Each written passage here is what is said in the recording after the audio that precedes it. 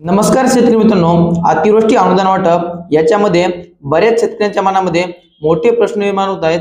ते म्हणजे अद्याप देखील या अनुदानाचे पैसे खात्यामध्ये जमा झाले नाही। तर मित्रांनो, आता या व्हिडिओच्या माध्यमातून आपण आता हे तुमचे पैसे जमा झाले का नाही हे कसं बघायचं याची संपूर्ण अशी माहिती आपण या व्हिडिओच्या माध्यमातून जाणून घेण्याचे प्रयत्न करणार आहोत।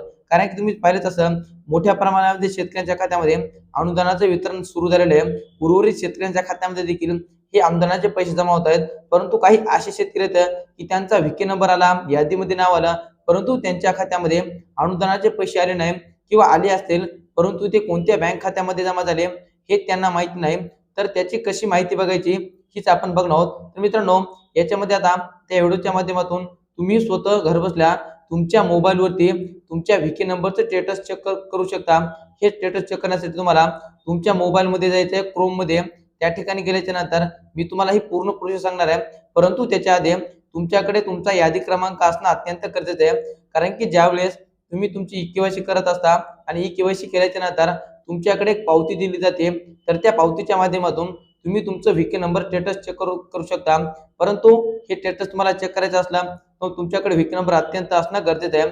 आता बऱ्याच शेतकऱ्यांना ई-के-वाय-सी गरज पडली नाही, परंतु त्यांचं यादीमध्ये नाव होतं आणि त्यांच्या खात्यामध्ये या अनुदानाचे पैसे जमा झाले नाहीत। त्याचं मुख्य कारण म्हणजे ज्या शेतकऱ्यांचा फार्मर आयडी कार्ड तयार होता तर त्या शेतकऱ्यांच्या खात्यामध्ये थेट अनुदानाची रक्कम झालेली आहे, परंतु काही शेतकऱ्यांनी किसान कार्ड काढले होते परंतु त्यांच्या खात्यामध्ये अनुदानाचे पैसे जमा झाले नाही। अशा सर्व शेतकऱ्यांनी आजच आपले ई-के-वाय-सी स्टेटस चेक करा, विके नंबर स्टेटस चेक करा। चला तर आपण बघूयात हा विके नंबरचं स्टेटस कसं चेक करायचं आणि पैसे कोणत्या बँक खात्यामध्ये गेले हे कसं बघायचं।